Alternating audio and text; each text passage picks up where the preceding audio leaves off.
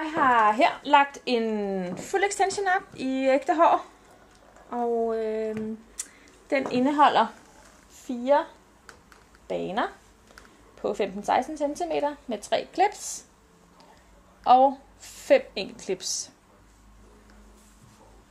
Vi skal starte her med at sætte en fuld extension på i ægte hår, og jeg står her med en trense med 3 clips på. Og jeg laver en tværskridning her. Hvis man står alene med det derhjemme og skal sætte det på, det er jo det man oftest gør, så får sådan et grebspænde her at sætte på, fordi så har man arbejdsro. Tag altid den midterste og sæt på først. Åbn klipsen, en vigtig ting. Sæt den ind på her og kør den rundt, ligesom at få viklet håret rundt om klipsen. Få lavet en lille fuglerede. Og tryk på begge sider af klipsen. Og så kan man stramme ud her. Og vi gør den samme her.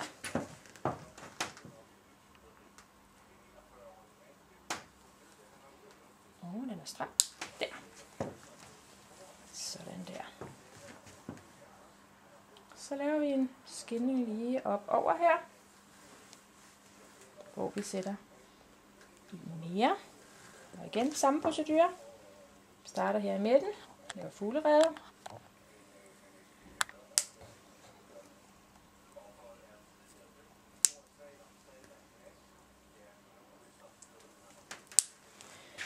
Nu kan man godt vælge at fortsætte at lave dem 4 stykker af dem. Men hvis man vil have mere fylde i siderne, så er det en rigtig god idé nu at lægge en med 3 sådan her og en med 3 her. Og det vil vi vise nu her. Jeg starter med at lave en skilning her. Og så får jeg lige en her, ja.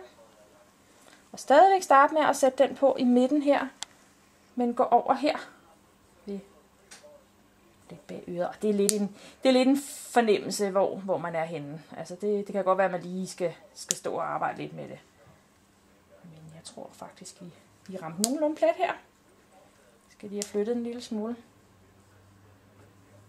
Så vi ikke får nogle buler. Det ser altså ikke pænt ud. Kunsten er jo at skjule de her klips her. Vi vil gerne snyde, men vi vil ikke opdages. Det ved vi jo. Så skal vi have en til den anden side. Og det er samme tur. Og så er det rigtig godt lige sådan at mærke efter, hvor var det lige den anden sluttede. Det var her, fordi så vil vi kunne lappe over her. Jeg starter med at sætte en på her, siden. Og så lapper vi over her. Den der var nedenunder.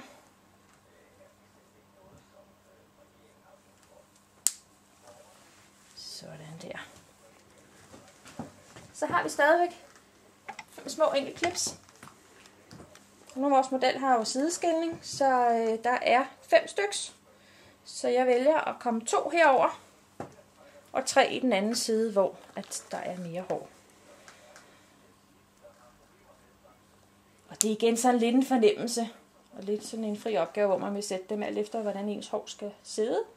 Men jeg vælger i hvert fald at sætte dem her ved siden af hinanden. Sådan der.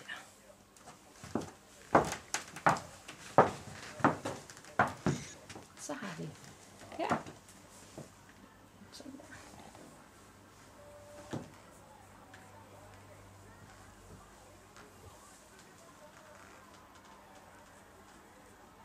Det gør også, når man sætter dem sådan her, at der kommer den der helt naturlige etageeffekt nederst i håret.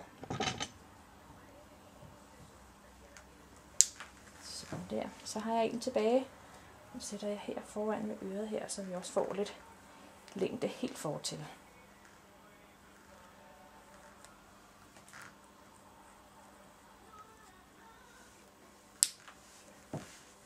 Sådan der.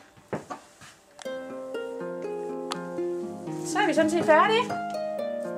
Så fik vi langt hår. Hello, hello, baby, you called, I can't hear a thing. I have got no service in the club, you say. What did you say on your break?